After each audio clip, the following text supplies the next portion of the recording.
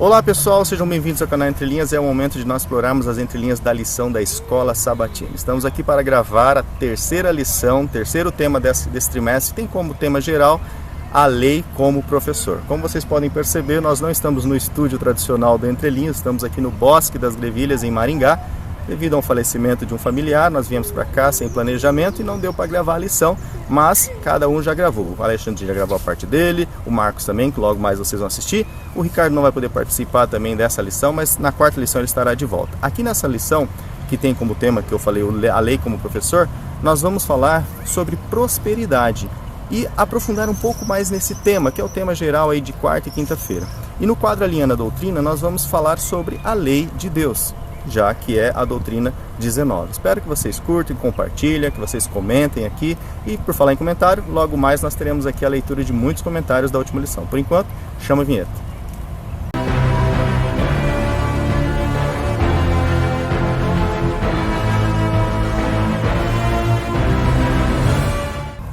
Bom pessoal, esse é o momento então de nós lermos os comentários, ver como que vocês têm reagido e também sobre a resposta, que eu perguntei no último vídeo, como que foi a criação dos filhos, tem alguma fórmula mágica. O comentário aí do inscrito Joivaldo Santos: as funções, fiquei maravilhado com a explicação, vou comprar seu livro com certeza, glória a Deus, falando sobre o livro do Ricardo. Rosângela Fabre diz assim: eu também não consigo mais estudar a lição sem entrelinhas, obrigado por vocês. Eu que agradeço, nós que agradecemos, Rosângela, pelo seu comentário e pelo seu apoio. O Prado Inox, o Michel, fala assim: bom sábado, tenho 3 filhos bem diferentes um do outro, pequeno ainda, um de 2, um de 8 e um de 12 anos. Por enquanto, tudo sob controle, ele diz. Reza a lenda que tem uma fase da adolescência que complica um pouco. Ainda não chegamos nessa fase. Mas buscando sempre de Deus sabedoria para lidar com as situações que possam aparecer. É isso aí, obrigado Michel por ter compartilhado aqui a sua experiência. Jairo Elias Aguiar de Souza, lá de Curitiba do Paraná, um abraço aí pessoal de Curitiba. Ele diz assim: Abel fez aquilo que Deus pediu, foi de acordo com os princípios de Deus. Caim fez aquilo que era mais fácil e bom para si mesmo. Está aí sobre o comentário da lição. Mara Guiar Souza diz assim: quero no fundo musical, e realmente eram os quero que estavam lá na igreja, lá no telhado da igreja na última noite. Nilzimar Machado diz assim: pessoal, eu tenho acompanhado Entre Linhas desde sempre, mas tenho visto alguns comentários que me preocupam. Por exemplo, o Ricardo afirmar que podemos utilizar a filosofia do Yin e Yang, como compatível com a palavra de Deus. Pelo contrário, a palavra de Deus, a Bíblia, ensina que o mal não tem nada a ver com o bem. Deus é a fonte de bem e nele não há variação, o mal não pode existir com ele ou nele. E a filosofia do Yin e Yang afirma que eles coexistem e que isso é necessário para haver equilíbrio. Doutrina satânica, devemos ter muito cuidado. E realmente essa doutrina do Yin e Yang é satânica, Só que nós estávamos falando, acho que foi no primeiro vídeo, no primeiro vídeo a gente estava falando sobre o Carl August, que na verdade é Jung, que é o sobrenome dele. Então eu acho que houve só um equívoco, Nilzimar. Ouve o vídeo novamente, dá uma escutada lá. Eu acho que é o Jung que nós falamos, ou Jungiano, que são os estereótipos junguianos. Mas o junguianos não é do Yang, do Yin e Yang, é do sobrenome lá do psiquiatra que desenvolveu esses estereótipos, tá? Mas se alguém mais confundiu, espero que tenha tirado a dúvida. Sandra Bittar, tipo assim: oi meninos, como é bom estudar a escritura e vocês conduzem de forma muito motivadora, Hoje num parque, com outros pássaros aqui acompanhando o vídeo. Eu atuei nas áreas de saúde e educação e atualmente de forma esporádica. O processo de ensino-aprendizagem é muito desafiador, e realmente é. E quando os que estão com a responsabilidade de ensinar demonstram empatia, ela diz, interesse, corresponsabilidade com o que aprende, lembro aqui o Pequeno Príncipe, tu te tornas eternamente responsável por aquilo que cativas, é isso mesmo. E todos nós, com o auxílio do Espírito Santo no papel de professor, buscamos uma atuação que transcende o lugar comum. Eu acredito e busco conhecer, entender e aplicar o que Cristo nos ensina todos os dias, e para isso devemos nos relacionar com Ele. Destaque para o aspecto empatia, realmente, estar no lugar do outro, Eu tenho por prática realizar uma dinâmica, e aqui ela descreve uma dinâmica bem interessante sobre as perguntas que ela faz para as pessoas, Um comentário bastante longo aqui, espero que vocês curtam aqui, A Sandra sempre traz alguma coisa a mais aqui da lição. Mas aqui no finalzinho eu gostaria de ler assim: E ela fala assim: o Ricardo está muito animado com o estudo. Isso é muito legal, pois consegue também nos animar para ampliar e aprofundar cada vez mais os conteúdos que dão suporte no entendimento das Escrituras. Muito agradecida pelo empenho de vocês no preparo da lição. Deus abençoe vocês, grande abraço. Muito obrigado, Sandra, pelo seu comentário, aqui, por você compartilhar a sua experiência até profissional um pouco aqui, e alinhando sempre, né, as entrelinhas que foram apresentadas. O Adriano Alencar também comenta assim: muito boa essa lição, mas me fala uma coisa, por que tanto ódio contra os fariseus, hein? O Ricardo, né, ele sempre fala, esses fariseus, isso aí já está virando pessoal, né? Ele ri. Deus me livre de ser fariseu e cair na unha de vocês, mas eu temo sim ter atitudes comuns às dos fariseus, como identificar elas e como se livrar delas, se for o caso. Eu vou ler até a resposta do Ricardo, que eu achei bem interessante a resposta que o Ricardo colocou aqui. Ele colocou assim, foi o Ricardo que respondeu essa, tá? Adriana Alencar, só dos fariseus, sepulcro, caiado, víbora, hipócritas e etc. Tinha fariseu gente boa, como Paulo, Gamaliel e etc. Né? Muito legal a resposta do Ricardo. Então, Adriano, tá aí a resposta, tá? Pires Silva, que Deus abençoe vocês, irmãos. Eu sou o Rafael, filho do João, que nós comentamos nos vídeos anteriores, né? Como foi dito, fiquei surpreso com a inteligência e facilidade que vocês têm de explicar esse conteúdo maravilhoso. São tantas coisas novas que minha mente está explodindo. Que bom então, hein, Rafael? Espero que você continue, né, desenvolvendo cada vez mais o raciocínio. Eu aprendi muito nesses anos de canal. Você que está chegando aí conosco, se quiser ver as séries passadas, podem rever. Que Deus os inspire mais e mais. Júnior Constantino, valeu Ricardo por me esclarecer porque a oferta de Caim não foi aceita, né, que foi o tema lá da ponta da linha. Uma a menos na minha caixa da dúvida. Olha, o Júnior tirou um item da caixinha de dúvida do vídeo anterior. Que bom, né? Essas caixinhas nossas às vezes estão cheinhas lá.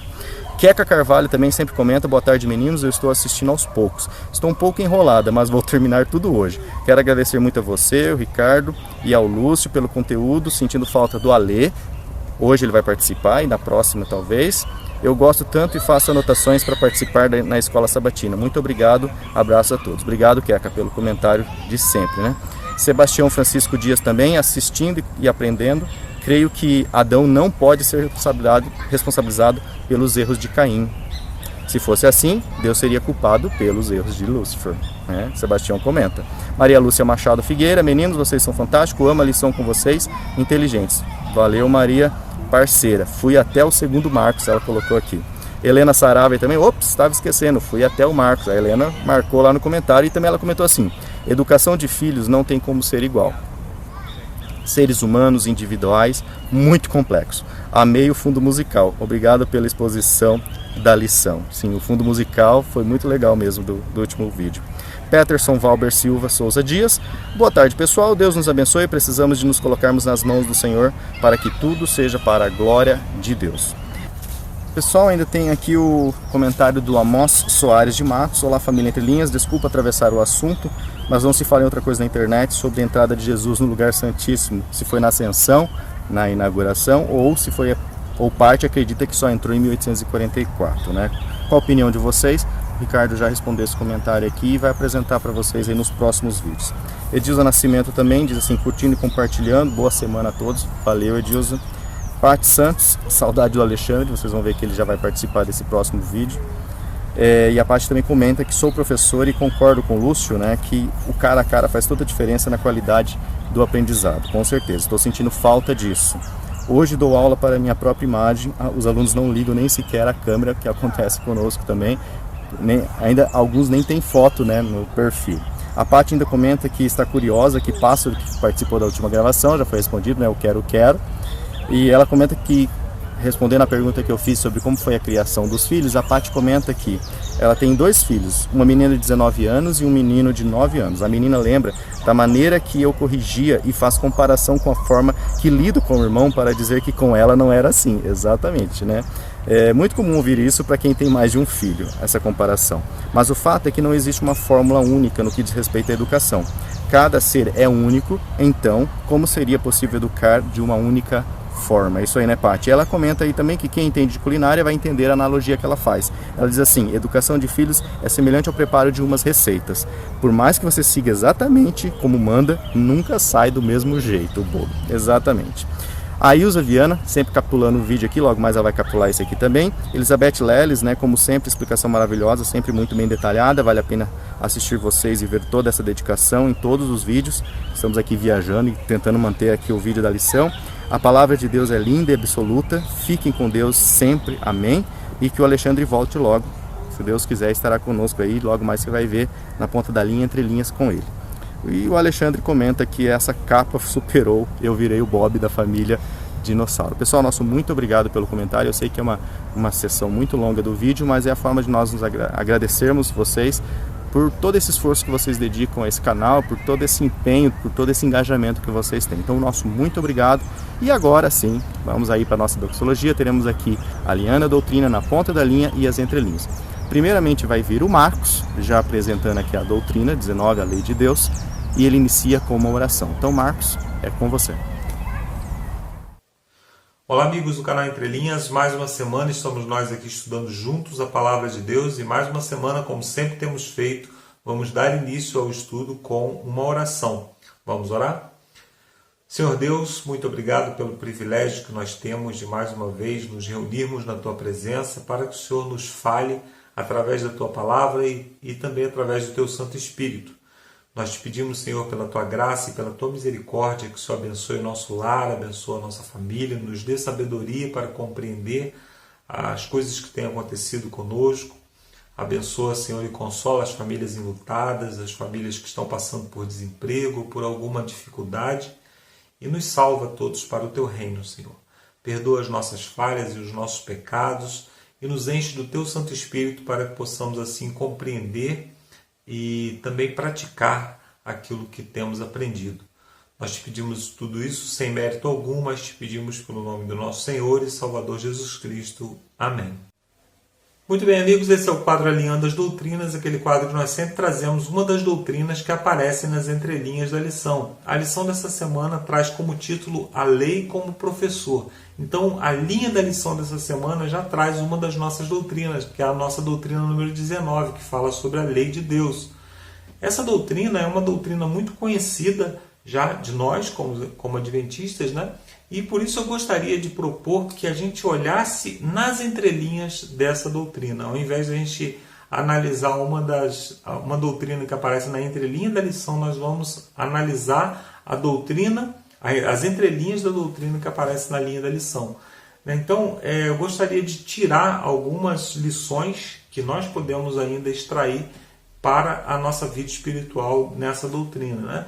Ao analisar essa doutrina, nós vamos acabar respondendo uma pergunta, ou pelo foco que eu gostaria de dar na doutrina, nós vamos acabar respondendo aquela pergunta que sempre surge a respeito de pecado, né? Se existe o pecadinho, existe o pecadão. Nós poderíamos responder essa pergunta dizendo assim: existe mandamento grande e mandamento pequeno? Porque se existe, nós sabemos, né, lá em 1 João no capítulo 3, verso 4, que o pecado é a transgressão da lei. Então, se existe um mandamento grande e um mandamento pequeno, se nós transgredíssemos um mandamento grande, nós estaríamos cometendo um grande pecado. Se nós transgredíssemos um dos pequenos mandamentos, nós estaríamos cometendo um pecado pequeno. Nós sabemos que o próprio Jesus Cristo falou sobre isso, né? Ele falou que quando ele foi questionado a respeito do grande mandamento da lei, ele respondeu: amar a Deus sobre todas as coisas e ao próximo como a ti mesmo. Esse é o grande mandamento da lei. E lá em Mateus, no capítulo 5, verso 19, ele diz também que existe um mandamento pequeno. Ele diz assim: todo aquele que transgredir ainda que um desses pequenos mandamentos, ele será considerado mínimo no reino dos céus. Então nós poderíamos dizer que sim, existe o grande mandamento e existe o pequeno mandamento.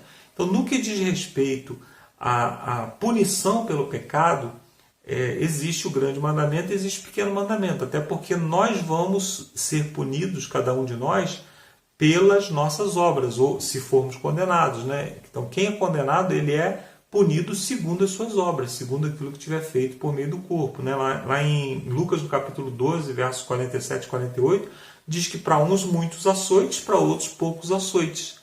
Mas no que diz respeito à salvação ou perdição, o grande mandamento ou o pequeno mandamento, o grande pecado ou o pequeno pecado, ele não faz diferença, porque Jesus Cristo falou lá no próprio verso que eu citei, né, lá em Mateus 5,17, Mateus 5,19, que se você transgredir um dos mandamentos, posto que dos menores, você será condenado, será considerado o mínimo do reino dos céus, o que te equipara aos que estão sendo condenados. Então, no que diz respeito à punição, sim, existe mandamento grande e pecado pequeno. No que diz respeito à condenação, à absolução, né, um pecado pequeno não confessado, não arrependido, ele pode também te levar à condenação, tanto quanto um grande pecado. Nós, quando vamos para a Bíblia, né, nós encontramos aqueles pecados que Deus suporta por algum tempo, né, que Deus vai relevando por algum tempo, e aquele pecado que enche a medida, né, aquele pecado que Deus simplesmente diz assim, olha, não dá mais para suportar. E nós tivemos eventos bíblicos, né, como por exemplo o dilúvio, que lá Deus disse, a maldade do homem se multiplicou de tal forma que eu não suporto mais, e o homem então foi destruído, a raça humana foi praticamente toda destruída. Nós temos também o exemplo de Sodoma e Gomorra, né, que eram cidades ímpias, que o Senhor precisou interferir ali e destruir completamente a cidade, né?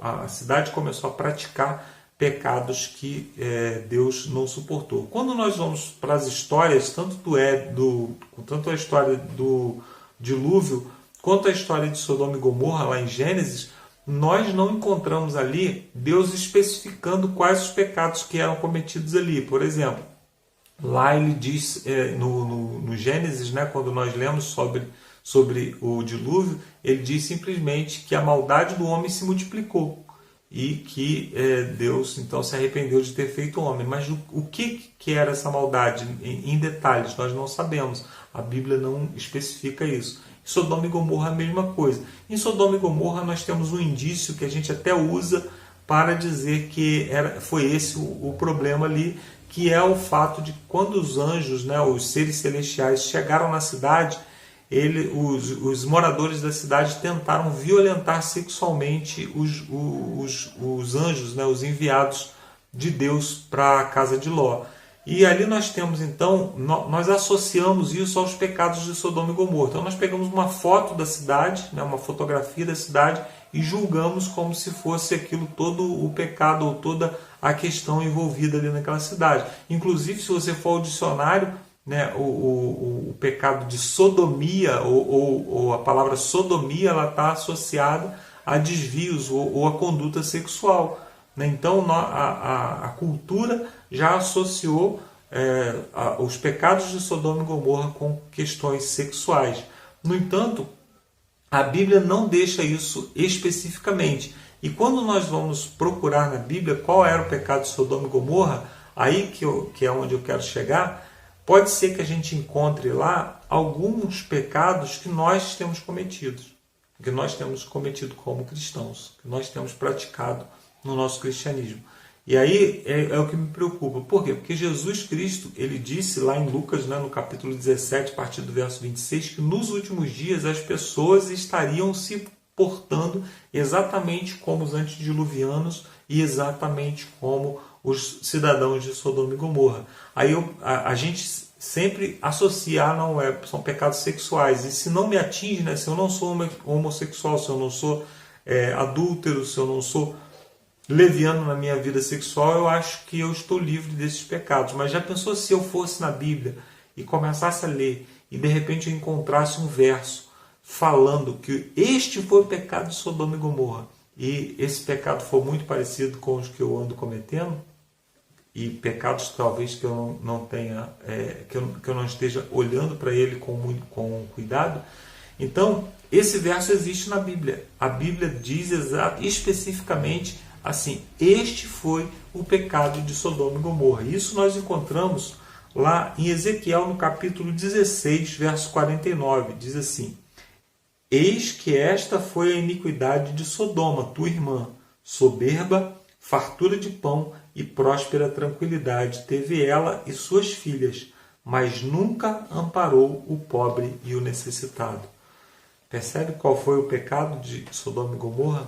Eles tinham comida na mesa, eles tinham fartura de bens, eles tinham qualidade de vida.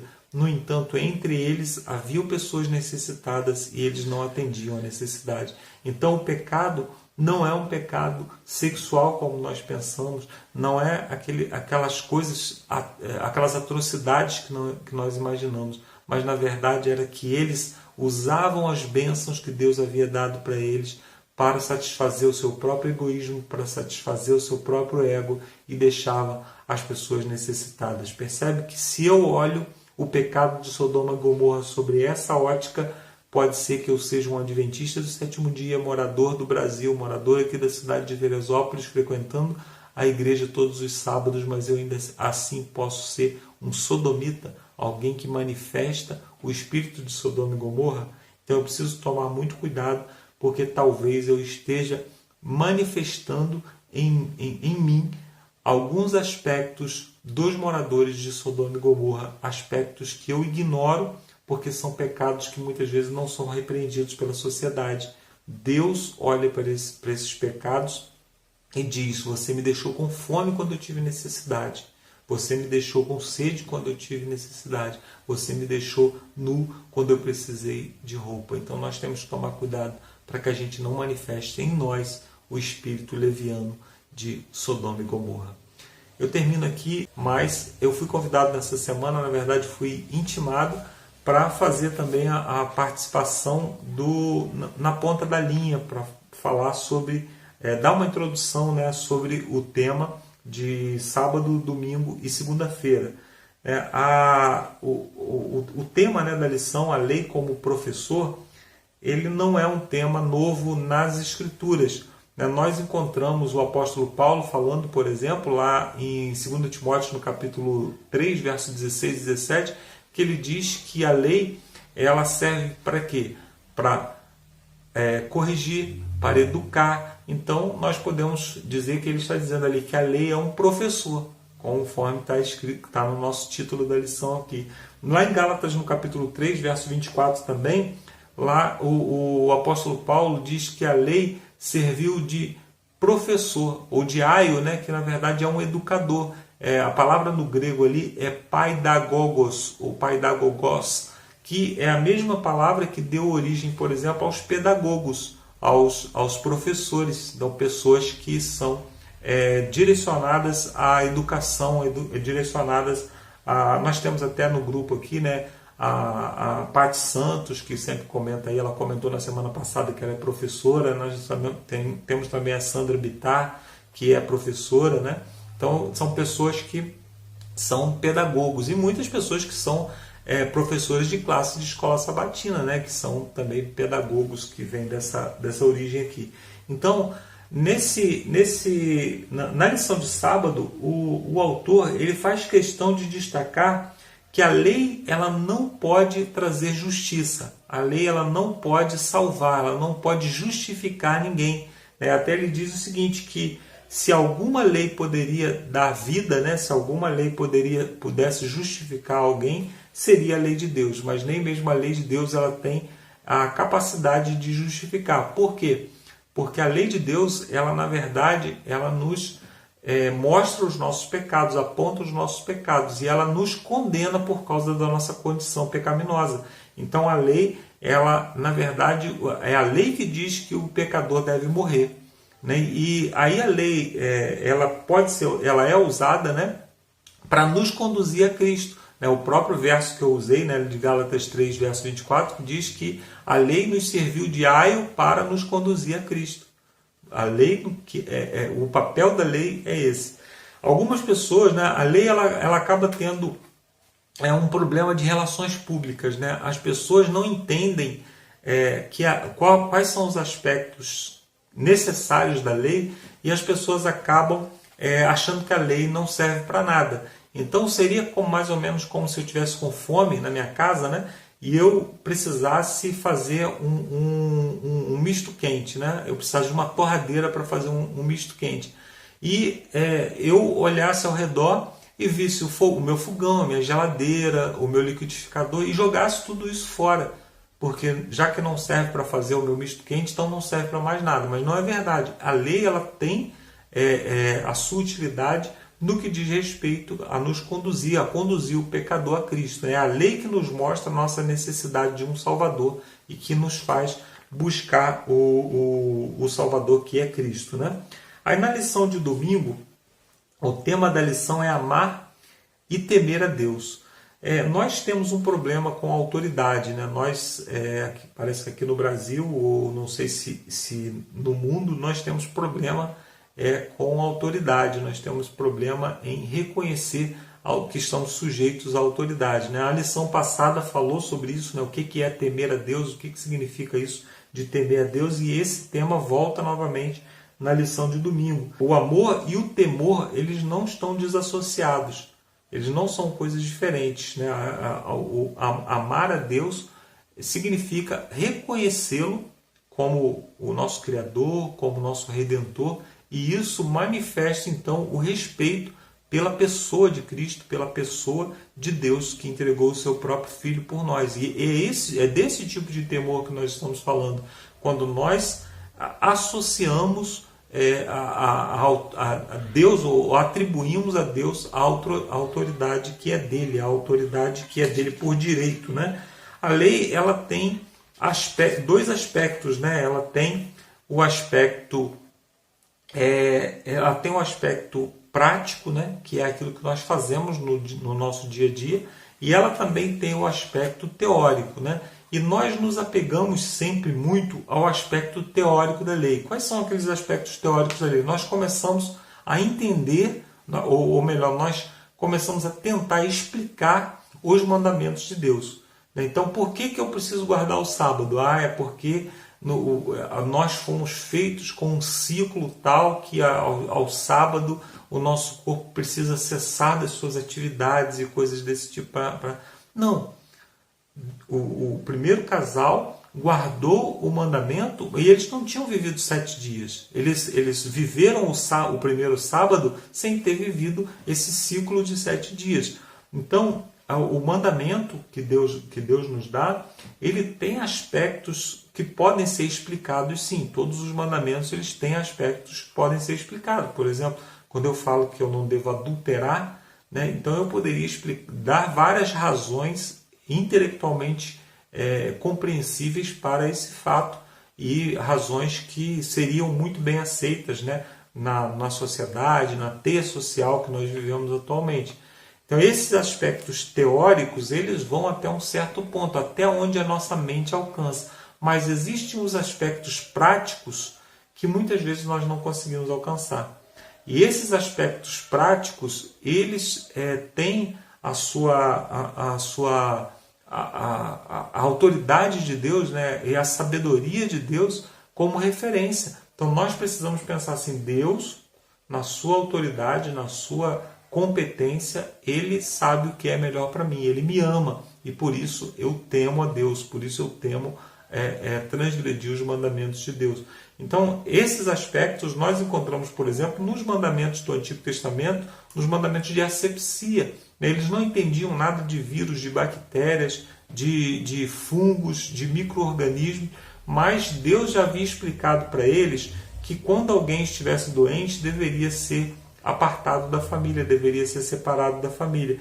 Então eles não conheciam sobre essas coisas, não tinham tecnologia ou não tinham percepção dessas coisas, mas ainda assim Deus já havia resolvido o problema. E quando eles obedeciam, eles usavam uma sabedoria que estava além da sua própria sabedoria. Eles viviam uma inteligência, não deles, mas de Deus.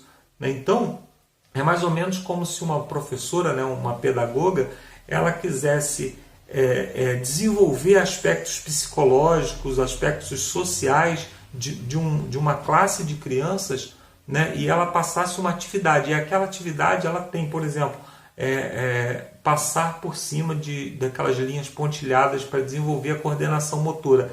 A criança pensa que está aprendendo a escrever, mas o aluno, o professor sabe que na verdade ele está desenvolvendo aspectos motores muito importantes, porque o professor ele tem uma inteligência superior ao da criança, e nós somos muito mais inferiores a Deus do que uma criança é inferior ao seu pedagogo no que diz respeito ao intelecto, né? Então, quando nós reconhecemos que Deus está além da nossa compreensão, além do que nós podemos alcançar com a nossa mente limitada, nós passamos então a entender os aspectos educacionais da lei de Deus, os aspectos práticos, e não somente os aspectos, como nós consideramos, os aspectos tangíveis, né? Os aspectos que a gente pode compreender e explicar com a nossa mentalidade, né? Aí nós encontramos aqui na segunda-feira uma testemunha contra ti, né? A lei, ela tem esse aspecto, né, de como se fosse uma cerca, um muro, ou como se fosse um vigia para nos olhar, né? E Moisés, ele faz isso, né? Moisés ele entrega a lei e ele ajuda as pessoas, né, através de cânticos, né, orientado por Deus. Deus os orienta ali para que eles pudessem aprender os cânticos que repetissem a lei de Deus, para que eles pudessem, então, mesmo quando Moisés não estivesse presente, mesmo quando a Bíblia, né, ou a lei escrita não estivesse presente, eles pudessem ter aquilo no coração, ter aquilo na mente, como um guia, para que eles pudessem, né, em Hebreus, no capítulo 8, no verso 10, né, diz que o termo da nova aliança é a lei de Deus implantada no nosso coração, né, para que a gente possa se lembrar e para que a gente possa viver esses aspectos da lei todos os dias, para que a gente possa se lembrar de Deus, né? Sempre uma voz nos guiando, a partir do que nós conhecemos da lei de Deus. Então, que possamos implantar, né, a lei de Deus no nosso coração, a lei de Deus na nossa mente, para que ela sirva como um vigia, para que quando nós transgredirmos, para que quando nós cairmos, quando nós escorregarmos em algum aspecto, possamos alcançar a Deus, alcançar a salvação que foi oferecida em Jesus Cristo, que é o nosso Salvador, que é a solução para todos os nossos deslizes, para todos os nossos pecados. Eu termino aqui a minha participação e agora você vai continuar com o Alexandre e no final eu volto para fazer a oração final. Um abraço e até o final. E agora é com você, Alexandre. Boa noite, para quem é de boa noite, bom dia, para quem é de bom dia. Eu sou o Alexandre, acredito que conhecem. O contexto em que a gente faz essa gravação não é o contexto mais tranquilo, mais fácil. Eu tenho participado pouco presencialmente nas gravações do canal Entre Linhas, porque eu estou num processo de muita mudança na minha vida, mas mudança boa. Eu caso esse mês e estava cuidando de mudança, cuidando de organizar a casa, planejar a viagem, correndo muito, e com mais a situação da pandemia, o trabalho está bem puxado também. A gente que é da educação, o povo fala assim, professor não está trabalhando. Gente do céu, eu nunca trabalhei tanto quanto estou trabalhando agora. Enfim, e como a gente grava geralmente nas quartas-feiras de madrugada, quartas-feiras à noite, daí 10, 11, meia-noite, 1 da manhã, até 2 da manhã já aconteceu a gente sair nas gravações, eu não estava dando conta de cuidar de todas as coisas, então o canal precisou ficar de lado um pouquinho e eu passei a cuidar um pouco mais da minha vida pessoal. Mas passado essa fase de mudança, de adaptação, logo eu tô voltando para o canal. Acredito que na semana que vem talvez eu já consiga gravar presencialmente, mas na outra daí não, porque eu vou estar casado e passeando, aí depois a gente vê o depois, né? Mas é isso, eu estava com saudade de gravar a lição, quero deixar aqui o meu abraço para vocês. E essa semana é uma semana atípica, essa gravação é uma gravação atípica, o formato do programa vai ser um formato atípico dessa vez também. Eu peço desculpa para vocês, porque a gente não vai ter uma super entrelinha, super elaborada, não vai ter, mas a gente vai trabalhar aqui nas lições de terça, quarta e quinta-feira e vamos tentar tentar meditar um pouco naquilo que Deus tem para dizer para nós nesses dias da semana, nesses dias da lição, tá bem? Já antecipei, não vou organizar no formato de entrelinhas que vocês estão acostumados. Tá? A gente vai ficar mais naquele formato do na ponta da linha, só vou fazer um pouco mais amplo do que eu costumo fazer. Eu faço na ponta da linha bem mais estreito, né? Bem mais curto. Vou fazer dessa vez o na ponta da linha um pouco mais comprido, tá bem? Um pouco mais trabalhado, porque a gente não tem a pressa de estar numa gravação convencional, a gente não tem a pressa de estar numa gravação que vai ter a entrelinha depois ainda, tá bem? Então vamos lá, dando início, ou continuidade, né? Porque a primeira parte já foi feita até agora. Dando continuidade ao nosso estudo, vamos chegar ali na lição de terça-feira. E o título da lição de terça-feira é Para que sejas bem-sucedido. Para que sejas bem-sucedido está fazendo referência a um texto que está em Josué 1, 7 a 8. Eu acho esse contexto do livro de Josué um contexto muito legal. Já tem alguns sermões que eu preparei, que eu já preguei sobre isso, e eu acredito que vale a pena você que vai passar essa lição, dedicar um tempinho da lição de terça-feira para refletir sobre a figura do Josué e o momento em que ele está vivendo para receber essa promessa de Deus, né? Para que sejas bem-sucedido. Qual que é o contexto, então? Moisés está para morrer. Ou, um pouquinho depois, né, Moisés morreu. E Josué tem uma missão dificílima. A missão de Josué é a missão de fazer aquilo que o mestre dele não conseguiu fazer. Sabe quando Eliseu olha para Elias e fala assim, eu quero uma porção dobrada do Espírito, o Espírito que você teve dobrado sobre mim? A situação de Josué talvez seja semelhante. Josué se via diante de uma tarefa que ele não tinha como fazer, ele não tinha condições de cuidar. Vamos pensar que Moisés ele tinha, aos olhos humanos, fracassado no seu propósito. O propósito de Moisés era entrar com o povo em Canaã. E Moisés fracassou. Moisés não conseguiu entrar com o povo em Canaã.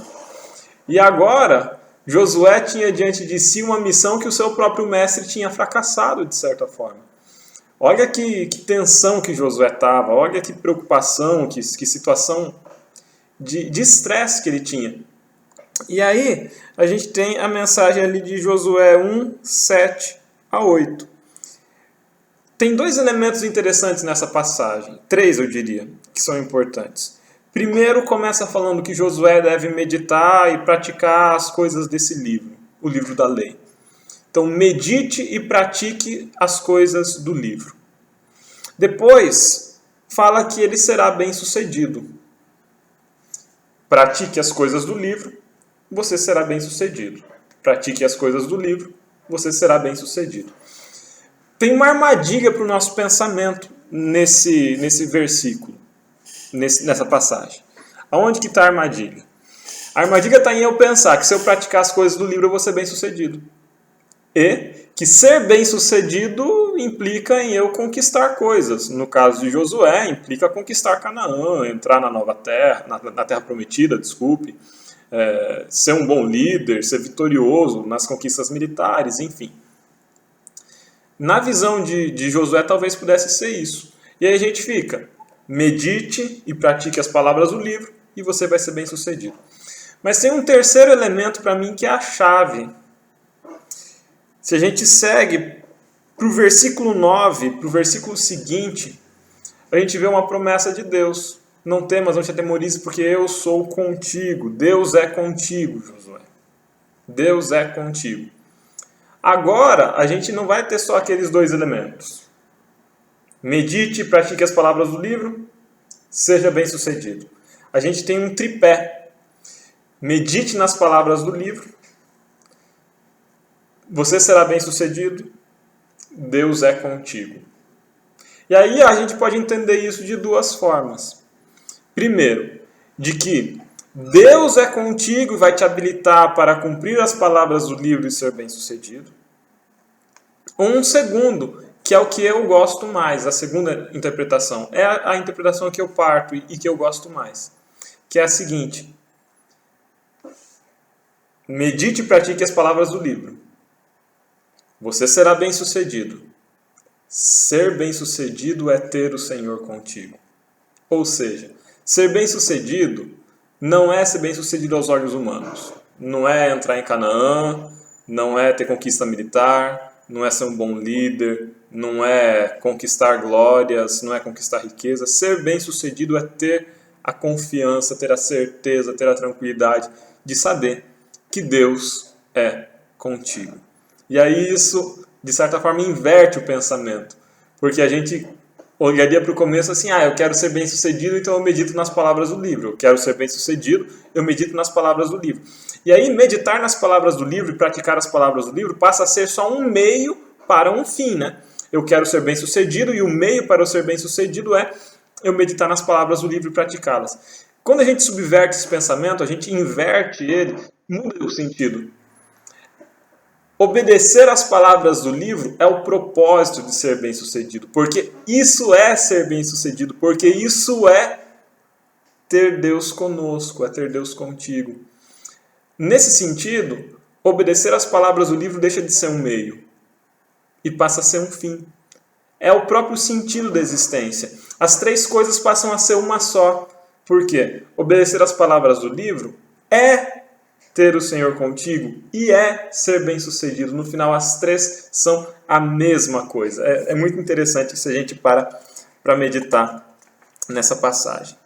Mas aí a gente segue, né? Na lição de terça-feira ainda vai ter uma série de outras passagens. Vai ter uma passagem de Apocalipse 12, 17, que fala ali: irou-se o dragão contra a serpente e foi pelejar contra o restante da sua descendência, os que guardam os mandamentos de Deus e a fé em Jesus. Obediência. Apocalipse 14, 12 vai falar: aqui está a perseverança dos santos que guardam os mandamentos de Deus e a fé em Jesus. Perseverança. Obediência. Então, nas duas passagens de Apocalipse nós temos o vínculo entre obediência e remanescente. O remanescente ele é obediente.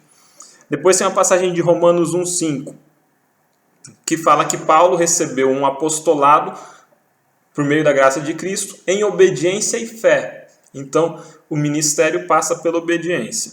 Em Romanos 16, 26, Evangelho de Cristo, para obediência por fé. De volta. A obediência pela fé. O Ricardo não está aqui para fazer às vezes, né? Mas vamos lá então. O Ricardo sempre fala que fé vem do hebraico no sentido da palavra emuná. E que emuná não é apenas uma crença racional, mas é uma prática, é uma dinâmica de vida, é uma esfera de existência. Obras de caridade? Também, mas vai além da obra de caridade. É o porquê eu faço a obra de caridade, como eu faço a obra de caridade, como eu existo. Isso é emuná, isso é fé. E aí, se a gente volta para as duas passagens de Romanos, a obediência pela fé significa que essa obediência não é uma obediência à letra da lei estrita. Essa obediência é uma obediência à prática viva da lei. É uma prática de fé, ou seja, uma prática que transforma o indivíduo e que leva ele a atos que reverberam pelo mundo, reverberam ao seu redor. Muito interessante pensar isso, porque a gente consegue assim escapar daquela ideia rasa de que obediência é eu fazer uma lista de coisas num livro de regrinhas, e não é isso obedecer. Pelo menos eu não entendo assim. Depois nós vamos para Tiago 2, 10 a 12, que fala que nós devemos proceder como quem será julgado. Por que lei? Pela lei da liberdade. E antes disso fala que quem tropeça em um mandamento é culpado de todos os mandamentos. Qual que é a ideia por trás disso, gente? Que sim, que a gente deve obedecer. Que a fé sem obras é morta. Fé, ou seja, aquela compreensão racional apenas, não a emuná, né? Se a gente tiver só uma crença teórica nas coisas, mas não praticá-las de fato, a gente está pecando. E nesse sentido, quem tropeça em um mandamento é pecado por todos, é culpado por todos. Isso nos leva também a repensar nossa condição de pecadores, né? Porque nós tropeçamos em pelo menos um mandamento, então nós somos culpados por todos também e carecemos da graça de Cristo. Retomamos para Romanos, né? A nossa necessidade de Cristo. E retomamos para Gálatas também, que vai falar muito sobre isso. Eu gostaria de destacar ainda da lição de terça-feira a preocupação em torno do que é obedecer. Tá bem? Obedecer, portanto, nessa compreensão que estamos desenvolvendo aqui, não se trata apenas de cumprir regras formais. Obedecer se trata de entender e tomar sobre si a natureza de Cristo. É uma nova vida, é emuná, é prática, é existência. É como Paulo disse, já não vivo eu, mas Cristo vive em mim. Lição de quarta-feira vai falar lutas e dificuldades dos guardadores da lei. E aí nós vamos para 2 Crônicas 31, 20 até 21. E eu vou pedir licença para ler essa passagem de 2 Crônicas. Não vou ler as várias outras, mas gostaria de ler pelo menos uma. E vamos ler essa passagem de 2 Crônicas, com calma. 2 Crônicas 31, versículos 20 até 21, diz o seguinte: Assim fez Ezequias em todo o Judá, fez o que era bom e reto e verdadeiro perante o Senhor seu Deus. Em toda a obra que começou no serviço da casa de Deus, na lei e nos mandamentos, para buscar a seu Deus de todo o coração, o fez e prosperou. Para e leia de volta. E depois que você lê de volta, para e leia de volta, até você entender esse texto. Sabe por quê? Numa primeira impressão a gente tem assim, olha de volta aquela armadilha. Ezequias fez aquilo que era agradável a Deus. Ele fez o serviço na casa de Deus, cuidou da lei, dos mandamentos, buscou a Deus de seu coração e prosperou.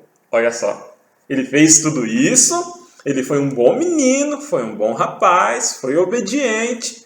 E aí, ele prosperou. Deus fez ele prosperar. Então, a gente tem a ideia de que prosperidade é bênção material, de que prosperidade é riqueza, de que prosperidade é sucesso aos olhos humanos. E que ele obedeceu a Deus e, como consequência, Deus ofereceu para ele as bênçãos. Gente, isso é uma armadilha na perspectiva teológica, porque pode levar a gente a meritocracia diante de Deus, achar que a gente merece alguma coisa. Isso é uma armadilha, alguma coisa diferente da condenação eterna, né? É uma armadilha porque pode levar a gente a pensar que a gente é bom, salvação pelas obras. É uma armadilha porque pode levar a teologia da prosperidade. Eu obedeci a Deus e Deus tem que me fazer enriquecer agora. Se a gente lê o texto, a gente entende melhor no final do versículo 21. Em toda a obra que começou no serviço da casa de Deus, na lei e nos mandamentos, para buscar a seu Deus de todo o coração, o fez e prosperou. No que Ezequias prosperou, gente? Que prosperidade é essa? E é a pergunta que leva a gente a pensar em quarta-feira, que eu colocaria como mote de quarta-feira. Se na lição de terça, para mim, a pergunta central é o que é obedecer? Na lição de quarta, para mim, a pergunta central é o que é prosperar?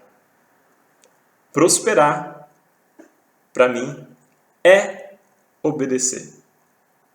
De volta, a gente transforma a obediência não num meio, mas no próprio processo.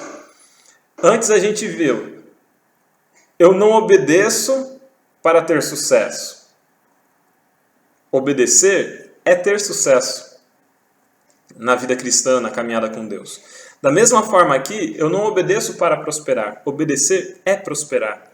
A prosperidade que Ezequias teve aqui no livro de Crônicas foi a prosperidade de alcançar sucesso na caminhada espiritual dele. Ele conseguiu fazer aquilo que ele queria, que era buscar a seu Deus de todo o seu coração. Começar o serviço na casa de Deus, na lei, nos mandamentos, fazer o que é reto e verdadeiro perante o Senhor. Isso é prosperar. E foi isso que Ezequias fez. Prosperar não é ter um carro novo, não é ter uma casa nova, não é ser rico. Não. Prosperar é conseguir viver em harmonia com Deus, ser feliz com Deus, viver em paz com Deus, espelhar o caráter de Cristo, espelhar o caráter de Deus. Isso é prosperar. A sequência da lição de quarta-feira vai falar que todos são atingidos pelo mal. E aí vamos ver alguns casos, né? Nós temos Marcos 6, 25 a 27, que conta a história da morte de João Batista. Jó 1 e 2, que fala ali do contexto de conflito de Jó e como Jó ele espelha um conflito cósmico entre o bem e o mal. A gente percebe que o justo sofre, o ímpio sofre e o justo sofre também. Vem a luz e vem o sol, e vem a sombra, e vem as trevas, e vem a dificuldade, e vem a bonança sobre justos e sobre injustos, diria sábio Salomão no livro de Eclesiastes. No livro de 2 Coríntios, capítulo 11, versículo 23 a 29, vai ser Paulo agora, descrevendo as suas perseguições, descrevendo seus naufrágios, descrevendo quando foi chicoteado, quando foi apedrejado. João Batista, Jó e Paulo são para nós exemplos de que, mesmo que a pessoa obedeça, ela sofre. Nós temos certeza do sofrimento nessa terra. Só que é possível sofrer e ao mesmo tempo alcançar sucesso. Porque sucesso não é não ter sofrimento. Sucesso é viver uma vida em harmonia com a vontade de Deus. Sucesso é cumprir o propósito de Deus para a nossa vida. Sucesso é obediência. Isso é ser bem-sucedido, obedecer a Deus. E obedecer a Deus, vamos retomar lá na lição de terça-feira, obedecer a Deus não é cumprir uma série de regras, de um livrinho de regras. Porque isso aqui não é um livrinho de regras. Não é um livrinho de regras. Obedecer a Deus é praticar uma vida de acordo com o caráter de Deus. Obedecer a Deus é viver de acordo com o caráter dele. E o caráter de Deus é amor, é praticar obras de amor, é viver uma vida de obediência a Deus em amor. Lição de quinta-feira vai falar um pouco mais sobre esse caráter de Deus. O título da lição de quinta-feira é Jesus, nosso exemplo. E aí eu gosto de pensar assim: no princípio era o verbo, e o verbo estava com Deus, e o verbo era Deus. Ele estava no princípio com Deus, e todas as coisas foram feitas por meio dele. E sem ele, nada do que foi feito se fez. E aí no final do texto, e o verbo se fez carne e habitou entre os homens. A lei é o próprio Cristo, e Cristo é a própria lei. De que forma? E agora, o que é a lei? Eu gostaria de usar outras palavras para a gente pensar lei ao invés de lei. Nossa visão de lei ela é muito marcada pela ideia de regra, de coisa para fazer, coisa para não fazer. Mas eu gostaria de pensar, expandindo a ideia de regra, para a ideia de gabarito. E muito no antigamente, regra era sinônimo de gabarito. Poderia ser. Regra é aquilo que é o natural, aquilo que funciona normalmente, aquilo que é o certo. Vamos pensar como muitos antigos diziam do ciclo menstrual das mulheres, por exemplo, fulana está nas regras. Ou seja, é a regra da mulher que aconteça o ciclo menstrual. Normalmente, um ciclo de natureza é a regra. É a regra da natureza que aconteçam as estações do ano. A regra, nesse sentido, ela é entendida enquanto a norma padrão de comportamento e de dinâmica das coisas. Eu gostaria de pensar aqui como o gabarito. O gabarito, ele pode ser a lista de questões, né? A, B, C, D, letra em referência ao número, questão 1, letra A, questão 2, letra C. Esse é o gabarito do professor, mas tem um outro tipo de gabarito. O gabarito ele pode ser, por exemplo, um molde de papel cortado para se fazer a peça de roupa. Se coloca o gabarito em cima do tecido, se risca o tecido com o gabarito e se corta o tecido para depois se fazer a costura. O gabarito é aquilo que se usa como padrão para se fazer uma cópia. A regra é aquilo que se usa como padrão para se fazer uma cópia. A lei é aquilo que se usa de padrão para se fazer uma cópia. Vamos entender agora Cristo. Cristo enquanto lei, Cristo enquanto regra, Cristo enquanto gabarito é entender que Cristo, ao se fazer carne, ao habitar entre nós, apresenta para nós a plenitude do caráter de Deus. Cristo, ao interagir conosco, ele apresenta para nós o modelo de vida, de fé, de obediência, de respeito a Deus, de prática de amor a Deus, de prática de amor ao próximo, de entrega de si altruísta. Cristo apresenta para nós o ideal. Cristo apresenta para nós o gabarito que a gente deveria seguir. Cristo apresenta para nós a regra que a gente deveria ser. Cristo apresenta a lei que deveria nos mover na existência e na vida. Cristo era a própria lei feita em carne. A lei se fez carne e habitou entre nós. A Torá se fez carne e habitou entre nós. O Logos se fez carne e habitou entre nós. Lição de quinta-feira, eu ficaria com essa ideia. Em Cristo, nós conseguimos ver o modelo da plenitude daquilo que é obediência e sucesso. Se na lição de terça-feira a gente se perguntou o que é obedecer, na lição de quarta a gente se perguntou o que é prosperar, na lição de quinta nós vemos a obediência e a prosperidade manifestas em Cristo. E aí é interessante porque vai ser a negação da ideia de obediência e de prosperidade humana. Olha só, aquele que sendo semelhante a Deus, não usou por usurpação ser igual a Deus, mas foi obediente, sendo fiel até a morte, morte de cruz. A gente está falando aqui de Cristo. Extremamente obediente. A gente pode falar que Cristo alcançou sucesso aos olhos humanos? Ele morreu pregado numa cruz. Mas alcançou o sucesso mais magnífico de todo o universo, porque ele cumpriu em sua morte o propósito da sua existência.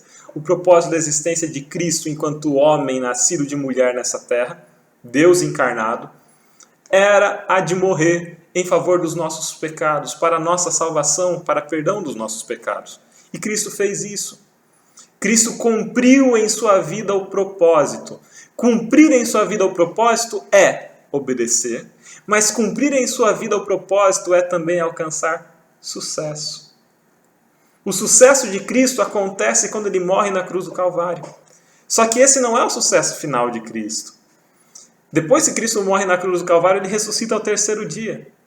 Isso é sucesso de Cristo, porque o seu sacrifício foi aceito. E o símbolo maior da aceitação do sacrifício de Cristo é a ressurreição dele ao terceiro dia. Mas não termina aí o sucesso de Cristo.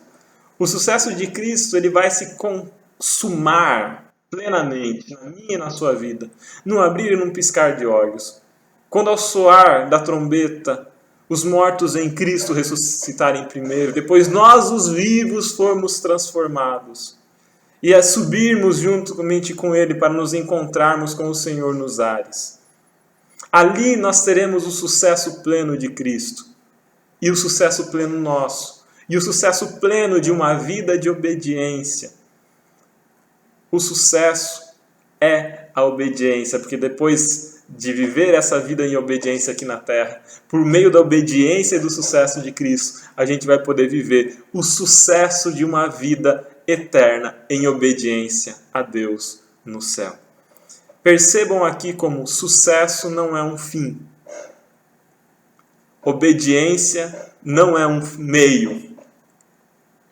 Obediência e sucesso não são nem fim nem meio, mas são a própria dinâmica da vida, dinâmica da existência, de uma existência cujo propósito esteja centrado na consumação da vontade de Deus, na minha vida, na sua vida e nessa terra por meio de nós. Essa é a beleza da coisa. E pensando agora em relação ao termo geral da lição, né, que é a educação. A ideia de educação aqui, ela vai muito além de eu ensinar um aluno, e eu falo como professor, ela vai muito além de eu ensinar um aluno a obedecer. Eu não quero um aluno que me obedeça estritamente, senta, levanta, deita, rola, vai buscar o graveto para mim agora. Não se trata disso. Eu quero que o meu aluno se desenvolva a plenitude das suas potencialidades, a plenitude das suas capacidades. Esse é o objetivo da educação. A plenitude do desenvolvimento humano. E eu creio, agora não como professor, mas enquanto cristão, eu creio que o desenvolvimento pleno das nossas capacidades só é possível na medida em que eu amo como Cristo amou, em que eu... Nisso conhecereis que sois meus discípulos, se vos amardes uns aos outros. Aí eu tenho a manifestação plena do meu propósito de existência. Aí eu tenho a manifestação e o desenvolvimento pleno da minha potencialidade. No momento em que eu amo, no momento em que eu espelho o caráter de Cristo. É para esse tipo de obediência que os pais devem educar os filhos. Uma obediência que se traduz enquanto uma praxis, ou seja, enquanto uma prática de vida, uma prática de existência. É isso, gente. Teríamos muito mais para discutir ainda ao longo dessa lição. Se for para encerrar com uma passagem, eu gostaria de encerrar com a passagem de João, capítulo 8, versículo 28 a 29. Quando Cristo fala o seguinte: nada faço por mim, mas eu falo depois, e ele afirma isso, falo como o Pai me ensinou. O mesmo Deus que operou em Cristo, que educou Cristo, homem, que estava em Cristo, e o próprio Cristo, que é Deus, eles estão disponíveis para nós hoje também para nos instruir. A lei, a expressão escrita do caráter de Deus, manifesta na plenitude em Cristo, ela está disponível para nós hoje. O Espírito Santo, Deus, está disponível para nós hoje. E Ele está aqui para nos instruir da mesma forma. Que nós não façamos por nós mesmos, irmãos, que nós não falemos por nós mesmos, mas que tudo aquilo que a gente fizer, a gente faça naquilo que o Pai nos ensinou. Seja na nossa conduta, seja na nossa prática de amor altruísta, seja na nossa dinâmica de existência diária, que manifeste o caráter, a vontade, os anseios e os propósitos de Cristo para a nossa vida. Lembrando que esses propósitos encaminham para a eternidade, mas que sejam sempre centrados nele, centrados naquilo que ele nos ensinou. É isso. Desejo uma boa semana para vocês. Um abraço para todo mundo. Estou com saudade da nossa dinâmica mais constante de gravação, de estar junto, de estar interagindo com os meninos na gravação. Mas por hoje ficamos por aqui. Eu deixo vocês com o meu abraço, com a minha saudação. Fiquem com Deus e a gente se vê em qualquer outra oportunidade aí. Tchau, tchau.